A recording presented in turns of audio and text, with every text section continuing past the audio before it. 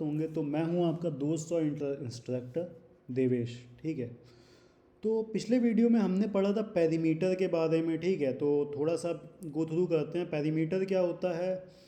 Perimeter होता है भाई, पेरीमीटर होता है किसी भी क्लोज शेप के चारों तरफ की टोटल लेंथ, ठीक है। मतलब length plus breadth plus length plus breadth, ठीक है। तो ये हो गया किसी भी क्लोज शेप के चारों तरफ की टोटल लेंथ। और स्क्वायर के लिए फॉर्मूला होता है हमारा 4 मल्टीप्लाई बाय साइड, क्योंकि स्क्वायर की चारों साइडें आपस में बराबर होती हैं, ठीक है। और रेक्टेंगल के लिए फॉर्मूला होता है हमारा 2 मल्टीप्लाई बाय ब्रैकेट के अंदर लेंथ और ब्रेड्थ का सम, ठीक है।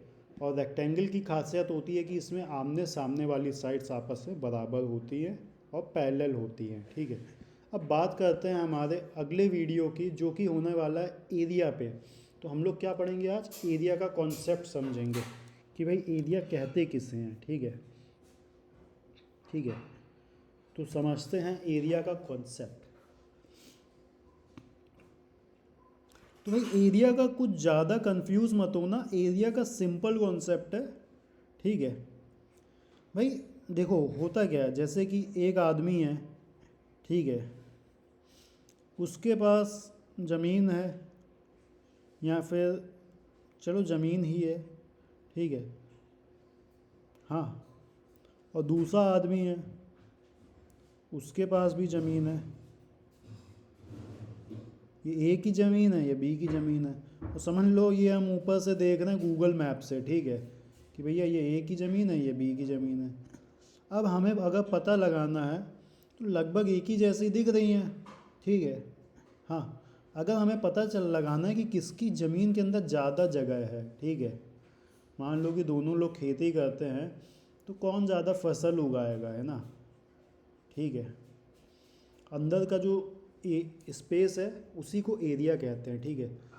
तो तो भाई उसके कुछ फॉर्मूले होते हैं, ज़मीन के शेप के हिसाब से कुछ फॉर्मूले होते हैं। उन फॉर्मूलों को लगा के हम पता लगाते हैं किसके पास ज़्यादा ज़मीन है, ठीक है। तो एरिया कुछ नहीं होता, बस सिंपल सा एक जो है मैथमेटिशियंस ने एक कॉन्सेप्ट बनाया कि भाई किसी भी क्लोज्ड सरफेस के अंदर की जगह को कहेंगे एरिया, ठीक है, हाँ। अब स्क्वायर की बात करते हैं, ठीक है। स्क्वायर के लिए क्या फॉर्मूला होता है ना।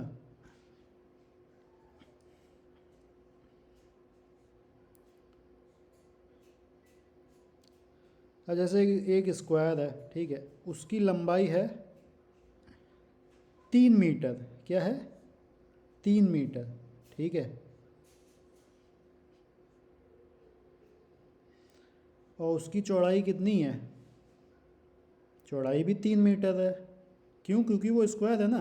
भाई स्क्वायर की चारों साइडें आपस में बराबर है, तो क्या लंबाई क्या चौड़ाई, इसको हम लोग कहेंगे केवल साइड, है ना, SIDE साइड। और इसका माप क्या है? 3 मीटर, ठीक है। ठीक है, स्क्वायर की चारों साइडें आपस में बराबर है, ठीक है। तो हमसे पूछा गया है कि इसके अंदर का एरिया क्या होगा, ठीक है। तो भाई थोड़ा सा जूम करते हैं और आते हैं इसी स्क्वायर को स्टडी करते हैं 2 मिनट, ठीक है। तो हमसे पूछा गया है कि इस स्क्वायर का एरिया क्या होगा, है ना, इसके अंदर कितनी स्पेस होगी। तो देखते हैं भाई क्या होगा इसका एरिया, ठीक है। तो इसके अंदर का जो एरिया होगा ना, वो होगा, इसका फॉर्मूला होता है एरिया ऑफ स्क्वायर का साइड इंटू साइड। क्या होता है? Side into side. और साइड इंटू साइड को हम लोग कह सकते हैं भाई साइड स्क्वायर, साइड की पावर 2, ठीक है। तो साइड इंटू साइड क्या हुआ? 3 × 3 = 9, ठीक है। क्योंकि ये मीटर था तो भैया मीटर लिखा। लेकिन क्या ये ऐसा लिख सकते हैं हम लोग? बिल्कुल नहीं, ऐसा हम लोग बिल्कुल नहीं लिख सकते हैं, ठीक है। इसमें ऊपर हमें 2 भी लगाना पड़ता है, जिसको कहते हैं स्क्वायर, ठीक है। तो 9 मीटर स्क्वायर, ठीक है, इसको बोला क्या जाता है? 9 मीटर स्क्वायर या फिर 9 स्क्वायर मीटर, कुछ भी बोल सकते हो। या तो मीटर स्क्वायर बोलो या तो स्क्वायर मीटर बोलो, ठीक है। तो एरिया को हमेशा ये चीज़ याद रख लीजिए, एरिया की यूनिट हमेशा ऐसे ही लिखी जाती है भाई, metre square, centimetre square, millimetre square, है ना, इसी तरह से लिखते हैं। डिपेंड करता है कि हमें लंबाई किस हिसाब से दी गई है। इधर हमें मीटर में दिया गया है सारी चीज़ें, तो हमने मीटर के हिसाब से लिख लिया, ठीक है, मीटर स्क्वायर। ठीक है, अब बात करते हैं, चलो देख भी लेते हैं क्या इसके अंदर में वाकई 9 मीटर स्क्वायर की जगह है। ठीक है, क्या इसके अंदर वाकई 9 मीटर स्क्वायर की जगह है। चलो तो थोड़ी देर के लिए हम लोग अपने पेन को रेड कलर लेते हैं, ठीक है, और इस स्क्वायर को थोड़ा सा जूम करते हैं। ठीक है, हाँ, तो क्या बताया हमारे फॉर्मूले ने, तो बताया कि भैया इसके अंदर का एरिया कितना है, 9 मीटर स्क्वायर। ठीक है, तो थोड़ा सा पतला पेन लेते हैं, ठीक है, और देखते हैं क्या वाकई में। अब 9 मीटर स्क्वायर का मतलब समझ लो क्या है।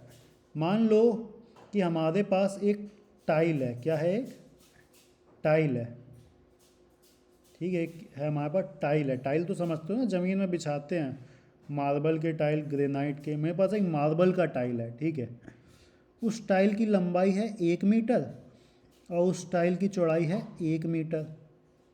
ठीक है, एक तरह से कह सकते हैं कि भाई ये स्क्वायर है ना, ये स्क्वायर है, ABCD करके कह सकते हैं कि नहीं कह सकते। शायद आपको अपने मोबाइल फ़ोन्स में ना दिख रहा हो, तो ठीक है, इसको थोड़ा बड़ा कर देते हैं। ठीक है, मान लो कि हमारे पास एक ये टाइल है, ठीक है, इसकी लंबाई है 1 मीटर, चौड़ाई है 1 मीटर, तो 1 मीटर बाय 1 मीटर, इस टाइल का एरिया क्या हुआ, इस टाइल का एरिया हुआ 1 मीटर स्क्वायर। तो बच्चों इसे कहते हैं 1 मीटर स्क्वायर। ठीक है, इसे कहते हैं 1 मीटर स्क्वायर। 1 मीटर स्क्वायर का मतलब कोई भी स्क्वायर, ठीक है, 1 मीटर स्क्वायर का मतलब क्या, कोई भी स्क्वायर जिसकी लंबाई 1 मीटर हो और चौड़ाई भी 1 मीटर हो। हालांकि मतलब कि स्क्वायर है तो भाई सब कुछ 1 ही मीटर है उसका, ठीक है, कोई भी स्क्वायर जिसकी एज क्या है 1 मीटर, ठीक है, जिसकी साइड 1 मीटर है। बात करते हैं इस स्क्वायर की। ठीक है, क्या इसमें ऐसे 9 टाइल फिट हो जाएंगे, क्या इस स्क्वायर में ऐसे 9 टाइल फिट हो जाएंगे। अगर फिट हो जाएंगे तो 1 मीटर स्क्वायर के 9 टाइल मतलब कितने, है ना, 1 मीटर स्क्वायर के 9 टाइल मतलब कितने, 9 मीटर स्क्वायर, है ना। तो देखते हैं, अगर इसमें 1 मीटर के 9 टाइल फिट हो जाएंगे तो इसका एरिया वाकई में क्या है, 9 मीटर स्क्वायर है। मतलब हमारा फॉर्मूला ना हमें सही रिजल्ट दे रहा था। तो चलिए इस फॉर्मूले को थोड़ा वेरीफाई कर लेते हैं, है ना। तो ये 3 मीटर इसकी ये वाली साइड है, ठीक है, यहाँ से यहाँ तक, ठीक है। तो हम मान लेते हैं कि ये 1 मीटर है, यहाँ से यहाँ तक 1 मीटर है, ठीक है, और यहाँ से यहाँ तक 2 मीटर और यहाँ से यहाँ तक 3 मीटर। और इसकी ऊपर वाली साइड भी हम मान लेते हैं, यहाँ से यहाँ तक 1 मीटर, यहाँ से यहाँ तक 2 मीटर और यहाँ से यहाँ तक 3 मीटर। तो चलिए लाइनें बनाते हैं, सीधी लाइनें बनानी है, आपस में पैरेलल होनी चाहिए ये लाइनें, ठीक है। मैं तो बना रहा हूँ।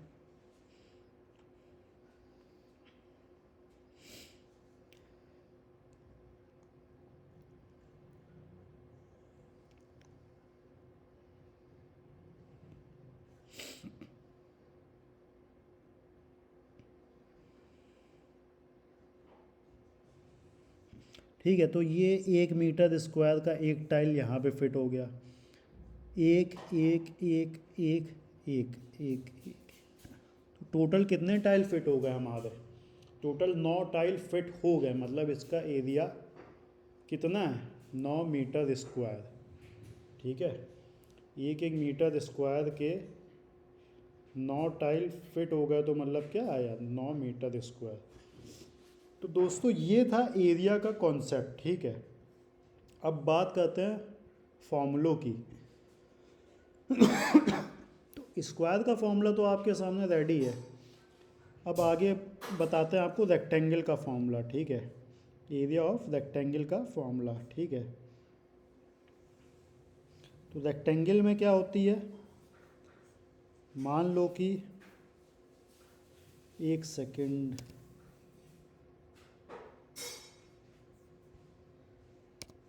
हाँ मान लो कि ये है लंबाई, ठीक है, ये है रेक्टेंगल की क्या लंबाई, रेक्टेंगल है ABCD, इसके चारों वर्टेक्स क्या हैं ABCD, आमने सामने की साइडें इक्वल है भैया इसकी, ठीक है। हाँ ये है लंबाई और ये है चौड़ाई मतलब ब्रेड्थ, ठीक है, ये है लेंथ, ये है ब्रेड्थ, ठीक है। अब ABCD इसके चारों वर्टेक्स हो गए, ठीक है। हाँ तो फिर इसका एरिया क्या हुआ, इसका एरिया हुआ, एरिया ऑफ रेक्टेंगल का फॉर्मूला होता है, इसका एरिया हुआ हमारा लेंथ मल्टीप्लाई बाय ब्रेड्थ, ठीक है। तो फिर मान लो कि इसकी लंबाई कुछ हो गई, ठीक है, तो ये है फॉर्मूला, ठीक है। मान लो कि क्वेश्चन कैसा दिया है, रेक्टेंगल की लंबाई है 15 मीटर और चौड़ाई है 6 मीटर, तो 15 गुणे 6 है ना, 15 छक्का 90, 90 मीटर स्क्वायर, ठीक है। तो इसका एरिया आया 90 मीटर स्क्वायर।